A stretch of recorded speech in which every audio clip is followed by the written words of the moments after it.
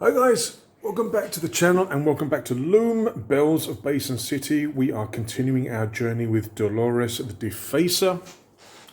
In the previous videos we had the overview of the game, we had character creation, and we had our first batch of gameplay where you saw me fail pretty much every command check. But I think we finished the game with a successful command check. So we finished on a positive note. But we are continuing our journey. Now, before we continue, please take a moment to like, subscribe, ring the bell, add some comments. Have you tried the Loom games before? Have you tried Portent of the Veil? Or are you trying this Bells of Basin City now? Now, before we begin, just to let you know that the cheat sheet that I was using in the first gameplay is the wrong one. The files that I received from Jay that actually had the cheat sheet from the Portent of the Veil. I kind of suspected that in the last video. I think I mentioned that I suspected that it was the old one from the previous game, and it was actually. So I contacted Jay, who's currently, I think, on holiday. He did actually send me the correct one. So if you do purchase this game and you download the files, just double check first that the cheat sheet is the correct one. I don't know whether Jay has actually had a chance to upload the files on places like DriveThru, but check first. Check out the 2 of spades. It should be CBDA. If your file has A, B, C, D, it's the wrong one. But let us continue. So we are currently in this square here. We've completed that scene. The die is currently at 3, so we're not going to meet the hammer just yet. Got my other dice, got me pencil and the eraser. My warmth is currently at -1, which isn't a good thing. My city influence is currently at +1, and I have 2 Pagan's Key uses used. Now we've only gone through 3 scenes so far, 1, 2, 3. We did summon some scrawls, some colorant. It wasn't very successful, but we are ready to continue. Now I'm thinking that I might want to try to get an assassination done. Because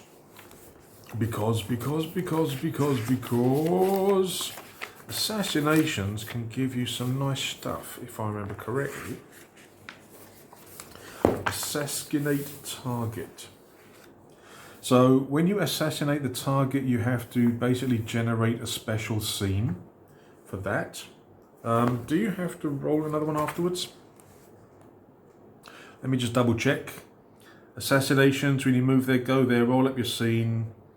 You can move on after this, or if you wish, draw a card for a further scene in this area. So doing an assassination, which is these locations which have got like the hand and the dagger, it gives you like an assassination scene. If you want to afterwards, you can also generate a normal scene if you want to. Outcome, success. We get, oh nice, 2 city influence, and we can then make a skill roll. If we fail, we lose 1 city influence. Now the TCR is going to be the same pretty much. Target, location, entrance and guards. I don't have any poisons yet. These poisons you can actually construct and brew to give you a +3, but I haven't got that. So I'm thinking do not add CM to TCR when assassinating. Okay, so don't add my challenge modifier. I think I might actually try that, because I want to show you guys all the different things that you can do within the game. So for gameplay video number 2, which has already been going for about 4 or 5 minutes, I do apologize. We are going to move into the next square, which is an assassination square. So we'll put here, we'll move the die down to 2. We're going to roll up our assassination. Now, the assassinations are not on the cheat sheets, so I'm going to have to make a note somewhere else, because I don't like writing in my books. And it is going to be a scene, so there will be keywords. I don't know, maybe there should be some sort of generic assassination points on the cheat sheet as well. Never mind, I'll just write them down the bottom here. So for the assassination, we have B, D, C, and then A. So this is assassinate number 1. Okay. So we've got our word inputs. Now the word inputs works exactly the same. It's just that we're going to be using a different table because there's no suit for this. Right, let's read the thing first. Your rooftop travels bring you to the location of one deemed dangerous. They are on the list made by your order. Their life is forfeit. You choose to carry out the assassination as practice for your main mission. Hail the colorant and hail your pagan kin. You move steadily and low, sticking to areas of darkness, in order to gain a vantage point over this location. The cosmic dancing of light bathes it in an otherworldly glow, and you hear whispers on the wind, foul voices telling of the fall of your people. Staying low, you take mental notes on the target, the building's layout, entrances, and the guards. There's no interactive elements here, so normally when you're fighting like a foe, you'd have an interactive element for the foe, but it's not given here. So I'm thinking that this is literally just one command to overcome the target, and that's it. So maybe we don't have to do 2 here. But we can if we want to. It does say that we can actually draw a normal card and have another scene here if we want to. Let's see what happens first. So we're going to create our words. So the first is B, which is location. What are we going to get for this? Just going to quickly check. Everything's still on target. Yep, everything's still on the camera. Good. Right, so first of all, the location, we get a 9. Verdant Manor. And that is 3. Challenge rating of 3. Next are the guards. What kind of guards are there? We get a 4. Armed Revenants. And that is a challenge rating of 1. Good, keep those going. C is the entrance. Oh no, we get another 9. Locked gate. And that is, oh, it's another 3. Oh. And then A is the target. Who's going to be the target? Another 9. No. Deacon is a deacon. 3. Oh no. So 3, 6, 9, 10. So the total TCR is 10. Oh no. But luckily we don't add challenge modifiers to this. Now again, I'm thinking that I don't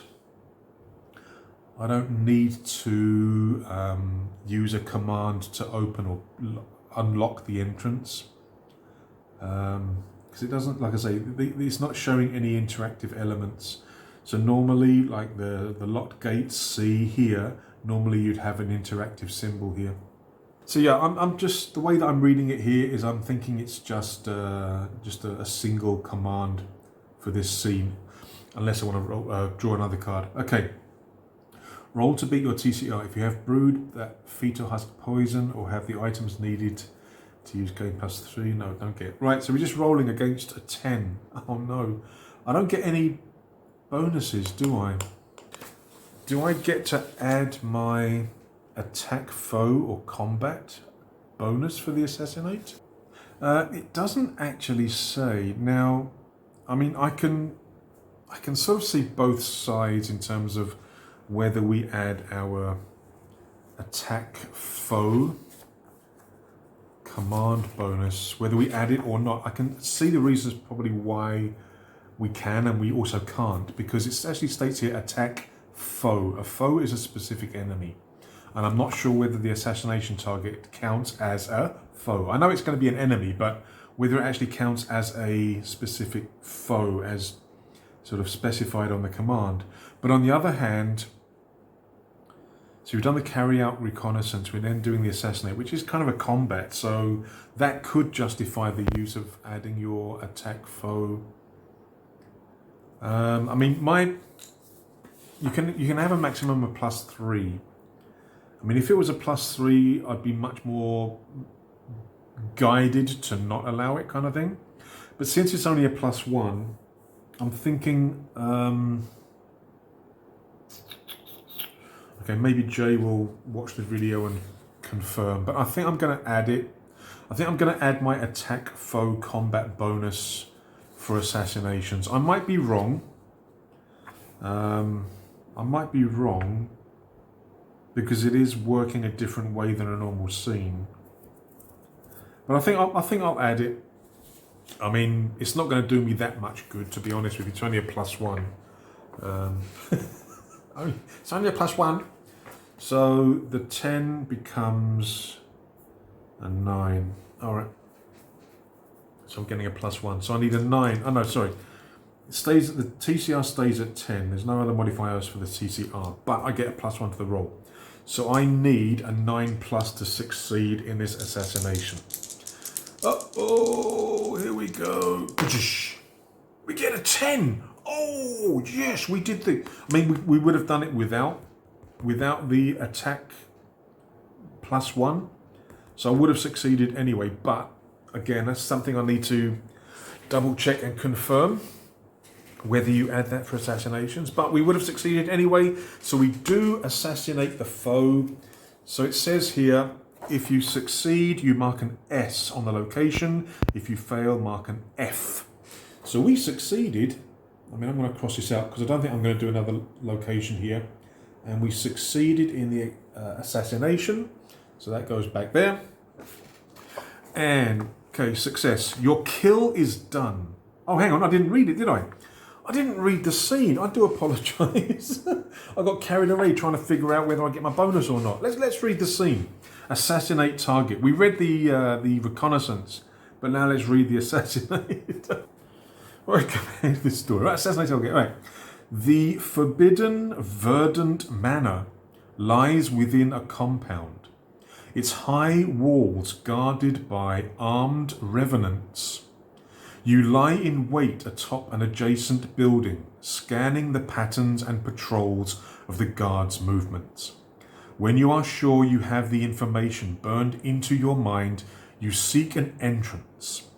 In the grounds, you spy a locked gate and notice that it sits unguarded for but a moment when the patrols pass one another. You smile at your good fortune. Tonight, your blade or poison shall be used to advance your cause. You see your target, a deacon moving within. Your chance has come. And yes, we do succeed. I'm not re-rolling that. I'm going to keep that because I did roll it. But I just forgot to read the thing. I forgot to read the scene. Never mind. Right, we succeed. What was it say? Your kill is done and the wall marked by your signature scrawl. You vault the outer wall of the compound, then climb to a nearby rooftop. Far above, you dance to the horrid screams of servants. Well, that's not very nice. That's not a very nice thing, but we do get +2 city influence. So now I'm at 3 city influence, and that's going to help to see what kind of ending we get. Right, now we do have the option of doing a skill command. These 3 things can only be done after you summon a scroll, or you do your sort of graffiti, or you complete an assassination. Now there are 3 things, but they have a cost involved. So the colorant flare costs 1 warmth to use. That can give us a minus to our challenge modifier, which is currently at 1. We've got the shade of flames, which costs 1 pagan's key to use. That can give me warmth. I think that's the one I used last time.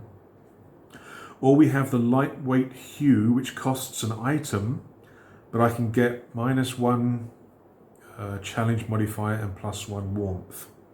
I mean, that would be nice, but I've only got 1 item. I don't really want to sacrifice the only item I've got. I mean, that's good for viewpoint scanning, isn't it? Survey and map viewpoint, yeah. So should I use another Pagan's Key to get some warmth? I think I will.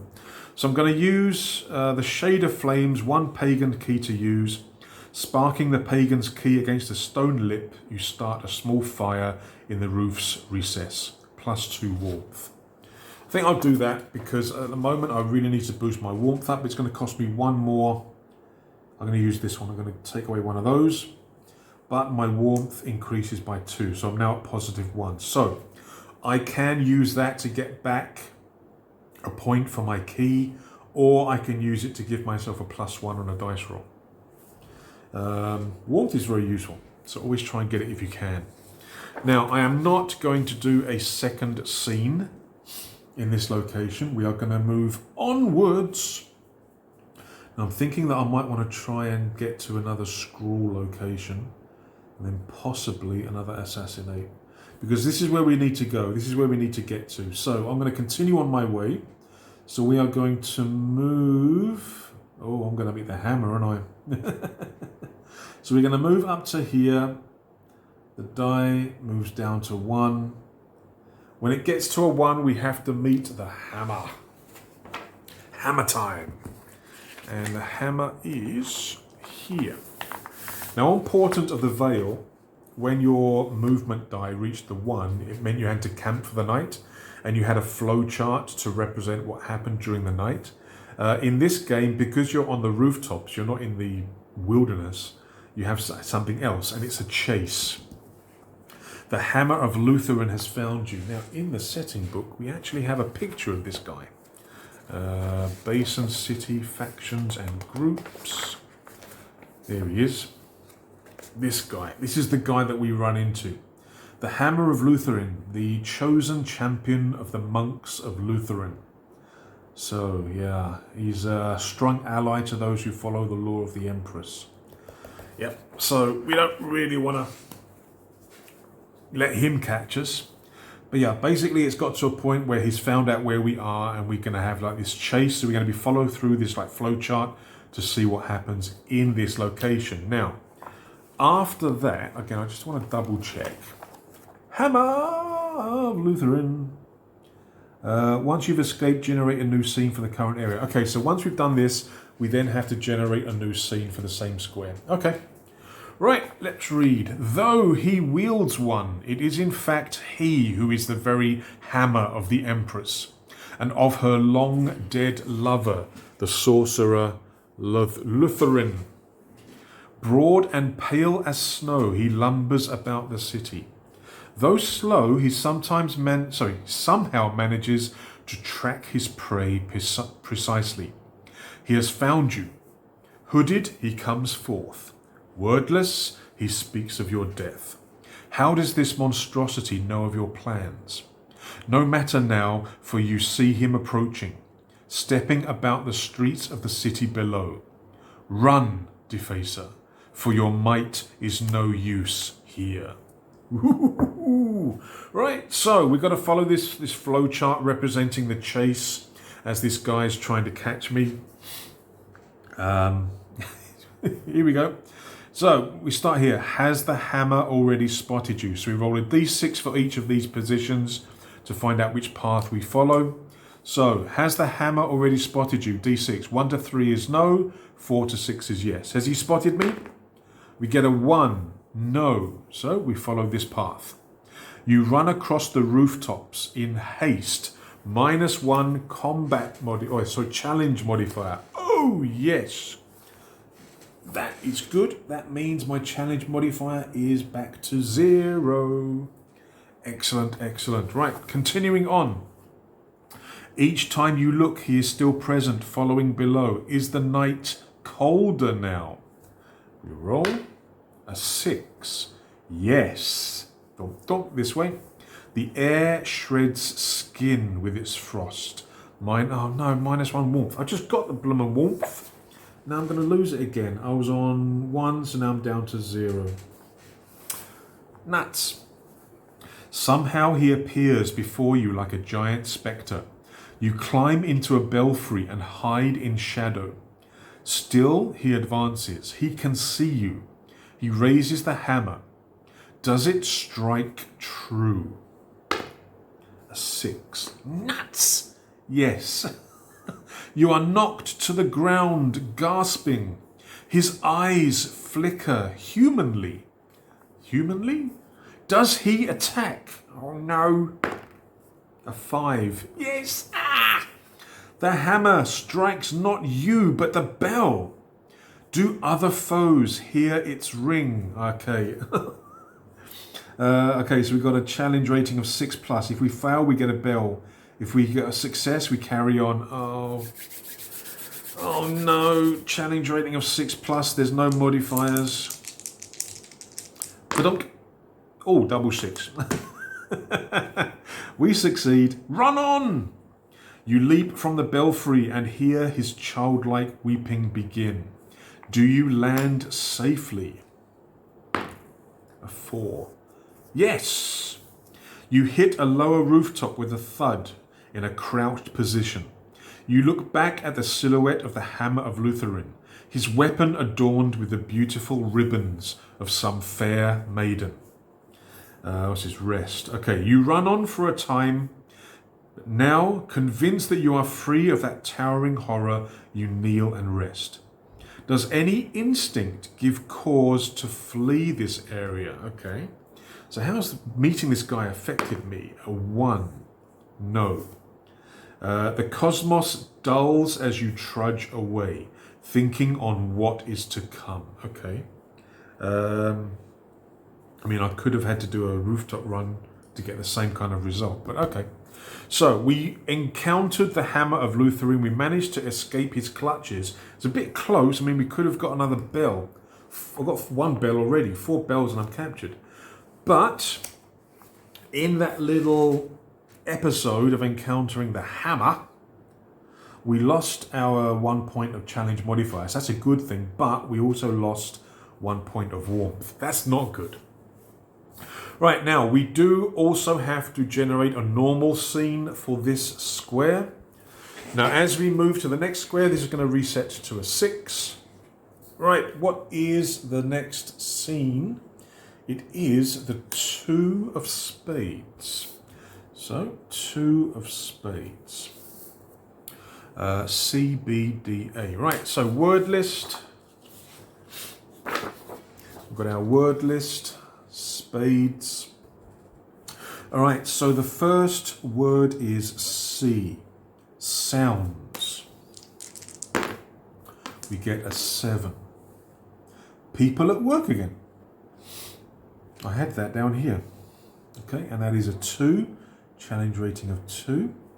Next is B, an entrance. This is an interactive one. We get an 8. Oh, I want low numbers. A boarded hatch. This is a 2, and it is a B lock. B is brazier lock. I've already taken one of those.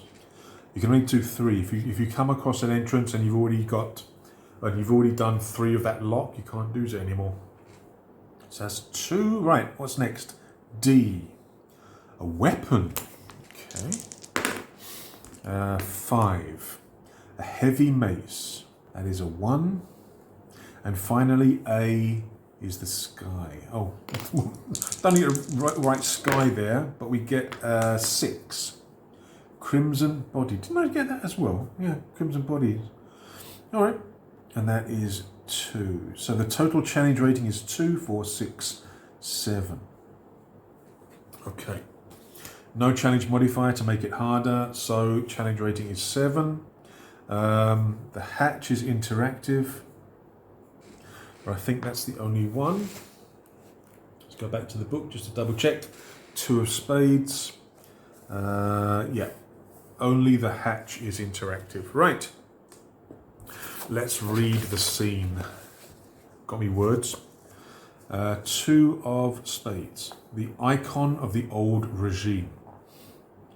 A great dance of cosmic light bathes the rooftops here. You watch in awe as distant tower tops seem to warp within it. The muffled sound of people at work covers all here. It is a din to your ears. You move across guttering and notice beneath your feet, on the face of the building below, a boarded hatch. You can reach it if you lower yourself from the guttering. Your gaze, however, turns to the sky as a painterly symbol. Painterly? Symbol? Cast outward by magic alights there. The icon of the old regime, a daunting and devilish heavy mace, burns beyond the crimson body. Is that right? Did I pick the right one? D, weapon. Should that be weapon? D, weapon. Doesn't make sense, that one. Again, maybe, I don't know, maybe Jay can confirm. Doesn't make sense. Your gaze, however, turns to the sky as a painterly symbol cast outward by magic alights there. The icon of the old regime, a daunting and devilish weapon, burns beyond the, and A is sky. Not sure if that should be weapon or something else. Okay, never mind. Never mind. We are going to... Oh no, what was my CI? Oh no! I think it was 3, wasn't it? I think it was 3. If it was something other than 3, I'll make a note during editing and put an edit here, and I'll change it ready for the next video. But I think it was on 3. My warmth is at 0. Yeah, it's one problem with having the book and all these things. It can get knocked out of place. Right. So we have to do at least 2 commands. Now I can do the entrance. Now the TCO is 7. Don't want to hide. I want to burgle this time, I think. So I'm going to get a +2 if I pick the entrance. And then for the second one, I can just do the standard rooftop run. Or... No, I don't do that because I lose more warmth. So right, so we're going to do that. So first of all, I'm going to interact with the boarded hatch, which is a B. Okay, so we have to use one of these whether we succeed or not. So I've now used 2 of my brazier locks. Got 1 more before it becomes no good anymore. And I am going to try and pick the entrance lock. So difficulty is 7, challenge rating is 7, I've got a +2, so I need a 5+. Okay, we succeed.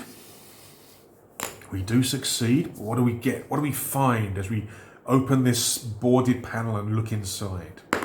We get a 4. The lock opens with a dull click.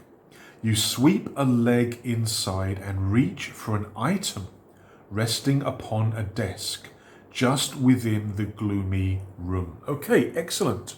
So we're getting an item from this little bit of burglary. Items are near the back. Here we go. So we're rolling 2d6. Whoa, get another 12, get another double 6. Wow! Encircled. God, I do speak good English, I promise you. Ensorcelled knife. You find a whatever knife. Though the smell of foul sorcery makes you sick, you can use this when in battle. +2 to roll when attacking a foe. Ooh, nice. It says here, all items are single use. Whenever an item is used, delete it from your inventory. So I can only use it 1 time. Okay. But we've got this ensorcelled knife. All right, so I'll write that down. So I've added that to my inventory. Can be very useful. I've got to do a second command here, a second action here. So I'm just going to do the normal rooftop run. So again, it is a total challenge rating of 7, no modifier, but we do get a +2. So I need a 5+. No! Oh! Here we go. Right. So I fail. We get a 6.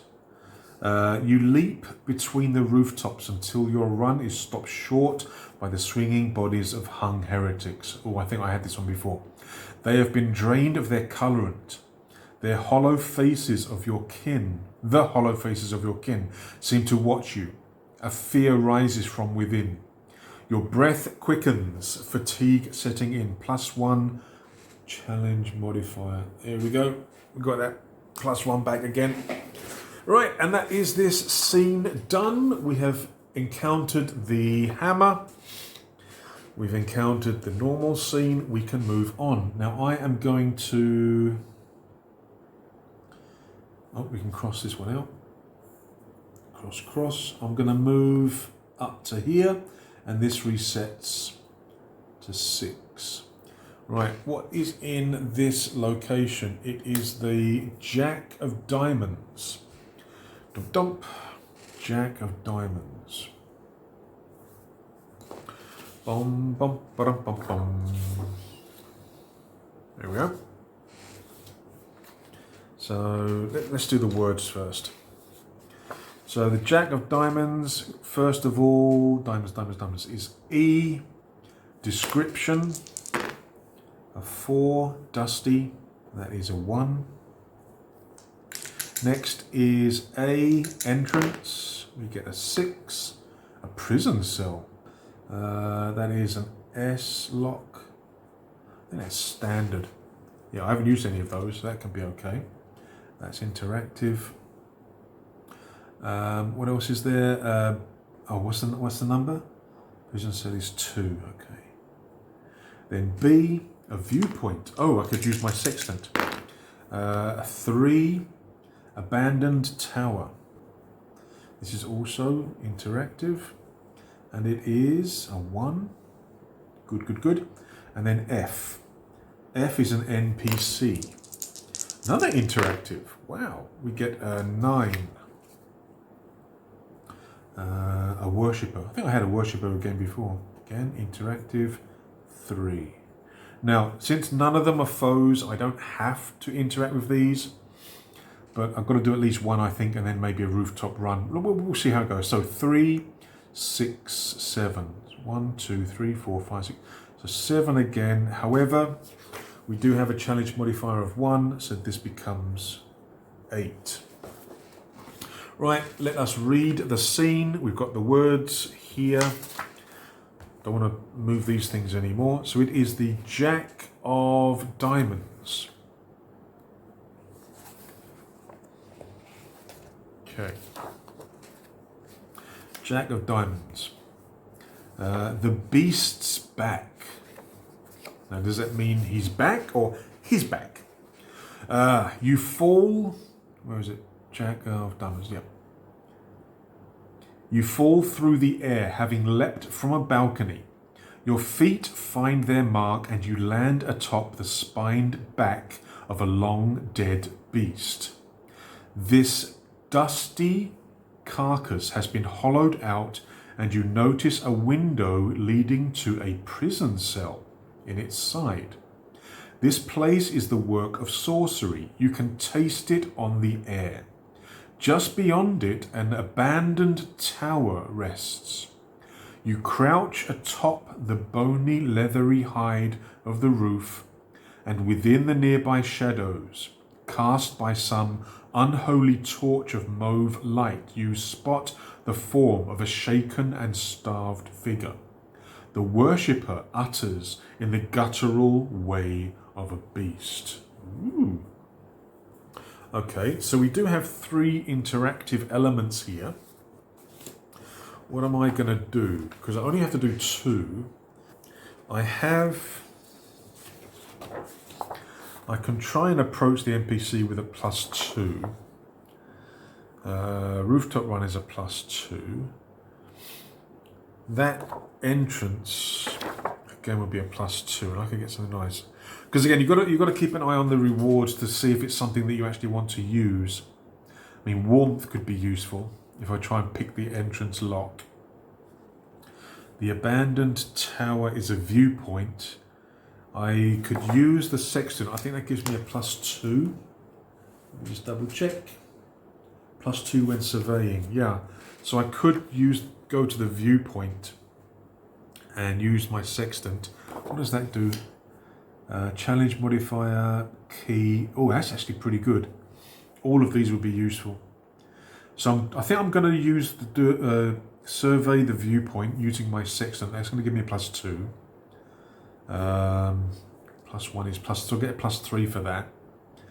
Let's do that. Let's do that one first. So I'm going to survey the map. Sorry, survey the viewpoint. The viewpoint is this abandoned tower. So the total challenge rating is 8. That's including this one, yeah. So I get a +3 because I'm going to be using my sextant. I'm getting a +3, so I need a 5+. We get a double 4, which is an 8, so we succeed. But I lose my sextant. That's already been used, so we get rid of that. Apologies for moving the camera. So that's gone. But what do we get as a reward? We get a 2. You rest here for a time, surveying the viewpoint before you. The city groans as if bored of your presence. -1 challenge modifier. Okay, great.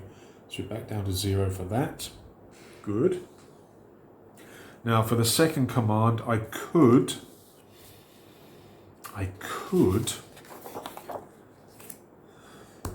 approach the NPC, or I could try the lock. Warmth and items. Warmth. Yeah, I'm going to do the NPC again because it has a city influence here, which is always good. So I'm going to try to approach the NPC. So it's an 8 +2, so it's a 6+. Fail again. Get a 5. Appearing injured, you approach to aid the denizen. They, however, lurch forward, an ape in disguise, with a touch of its encircled hand. I'm going to have to look up how that actually is supposed to be pronounced. It marks your garb with a flowing symbol of indignity and then flees. Faces the in window. Oh, faces the in windows. Witness. Faces in the windows. I think that's the wrong way around. Witness the act. -1 CI. Ah, no. So the main reason I was doing this was to get city influence, not to lose it. So my city influence goes down to 2. But we have done our second command, so we can actually leave this area now. We've completed the scene. You can always do more commands if you want to, but I want to kind of progress on our journey. So next we're going to 1, 6, yeah. So here we're moving to here. I think this will probably be the last one for this episode. So we're moving to this location here. It's move it down to 5. So this location is the Queen of Spades. So the Queen of Spades. Okay. So spades again. Oh. Right, Queen of Spades. A. Sky. We get a 10. Chroma Nebula. So this would be one of the celestial things, but it's not the one I have, I don't think. I think I have the Ember. Yeah, I have an Ember Sphere. If I'd taken the Chroma Nebula, I'd get +2 to all my rolls for this scene. But never mind. Not interactive, but it is 3 challenge rating. Dang it. Next is C. Sounds. We have an 8. Turning cogs. Again, not interactive. Challenge rating of 2. Next is F. F is the weather. We get a 10. Oh no. Heavy hail. And that's a 3. And then E. Foe. No! Damn it. 7. A Star Fiend. A Star Fiend. Okay, so the Star Fiend has an affinity weakness of O. Oh, I think that's my affinity. And it has a challenge rating of 2. So the total challenge rating is 10. And I don't have a challenge modifier anymore, so it stays at 10. Right, let me just check. My affinity is Old Regime O. So yes, I get a +2 against this foe. Excellent. Right, now we do have to encounter the foes. It is the sort of compulsory thing that you need to do. Queen of Spades. Right, let's read the scene before we play around with the foe. Queen of Spades. Right. Her face in the night. Blazing is the cosmos above you, and within it you are sure you can see her face. Watching. Always. The Empress's eye lingers on you and your kind, wishing not only for your death, but for your power. The Chroma Nebula hangs like a curtain above the world, and you hear the sound of turning cogs rising from the black streets below. As the face of the Empress in the night seems to focus upon you, a heavy hail begins to fall. From a spiral staircase rising to the roof you're on comes the torch-lit form of a star fiend. You step into shadow, but the eye of the Empress pierces gloom and stone. Hang on. Okay, I've just noticed something.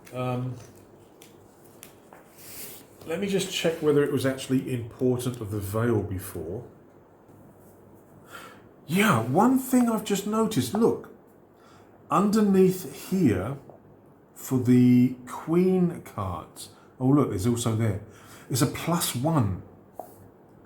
There's a +1. So I think when you draw a Queen card, you have to add a +1 to the TCR. Now, none of the scenes or locations that I've been before this have had that. I'm just wondering, is it just the Queen? The Queen scenes or the Queen card scenes that have that +1, or are there other locations that also have that +1 modifier? Because like I said, I just noticed it here. I didn't see it before. Let's just quickly check. No, it's just the Queen. So the Queen represents the Empress, and for all the scenes, the Queen of Clubs, Hearts, Spades and Diamonds, you're actually getting a +1 to the total challenge rating. Oh, that crept up on me. That wasn't something that I thought I read about. I don't think I saw anything about that in the. I don't think I'd read that in the book. It's a little secret something. Maybe I can bring that to your attention, guys. Watch out for the Queen cards, because again, I don't think I actually saw anything. But yeah, look, there's a +1 for the Queen locations. Uh-oh. Right, so we read through that, didn't we? We read through the scene, but because it was the Queen card, we're getting a +1, which makes it 11. Oh no! Oh no! Okay, that's all right. That's all right. We can do this. Now you have to use a command skill with the foe. You have to interact with the foe. It's compulsory. But I do have this knife, which will give me a +2 if I attack. That will give me a +3 in total. If I try to sneak, I've just got a +2 as normal. But I'm thinking with a +3, it's a better chance. Because with 11, no challenge modifier. With 11, it's tough. I mean, do I want to waste it? If I think I'm going to use it. So I am going to attack this star fiend. Oh no, I'm getting a +2 as well because of the affinity, aren't I? Oh, yeah, okay, so we'll do that. So I'm going to use my ensorcelled. So I've got no items left. I'm going to have to try and find some more items from somewhere. So I use my knife. So I'm getting a +2 for the knife. I'm getting a +2 because of the weakness to my affinity. And I'm getting a +1 from my attack. So I'm getting a +5 to the roll. So I need a 6. Come on! Yes. Okay. So we succeed. We defeat the Star Fiend. Ho ho ho! What do we get? What do we get? A 1. Really? You are spotted, but manage to overcome your foe and send them into the abyss. No rewards. Thank you very much. Now, I also have to do a second command. There are no more interactives. Let me just double check. A, no. C, no. F, no. Only one. So I'm gonna have to do a rooftop run for the other command that I have to do. We get 6, 7, 8, 9, 10, 11. Ooh, yes, we succeed. Excellent. So what do we get? A 4. Hopping from ledge to ledge, grasping at pipework and swinging from chains, you feel warmed by your state of flow and by the mission that drives you. +1 warmth. Thank you. That will do nicely. And that is this scene done. So this will be 2 gameplay videos. I'm going to need probably another 2 to get to the ending. So it'll be a 4 video, or I could basically skip to the last part. Yeah, I might do that actually. So what I might do is I might actually play all the way through, but in terms of the next gameplay video, I'll probably just focus on the end part, like I did with Portent of the Veil. I think for Portent of the Veil, I compressed it into 2 videos, and I basically kind of skipped the middle part for you, so that you guys could see basically how it works. So I think I'm going to do that again here. So it's going to be a 3 video gameplay series. So I'm probably going to skip fast forward. I'm going to play through by myself off camera, and fast forward to maybe this location, and then we'll go forwards into the cathedral. But that was a bit of fun. A mixed bag of results from the dice today. Not too bad, but also not too good. Got no items left. My Pagan's Key has looked better, but we don't have any challenge modifiers, which is good. I've got 1 warmth and I've got 2 city influence. So, still thinking positive, still thinking we can do this. Right, guys, thank you once again for watching. I appreciate each and every one of you. Please, please, please, if you haven't already, click the subscribe button. And as always, like, notify, and comment. Please. Also, if you want to help the channel, I do have an Amazon wish list. I've got the link in the description. I don't feel right asking for money, so I don't have a Patreon or anything like that. But if you do want to help the channel in terms of improving the quality, but also in terms of providing content material, have a look down below. There's a whole bunch of stuff. If the items there are out of your reach, let me know. I'll try and find some cheap items to add there as well. But yeah, thank you very much in advance. And until the next video, gameplay part 3, take care, stay safe,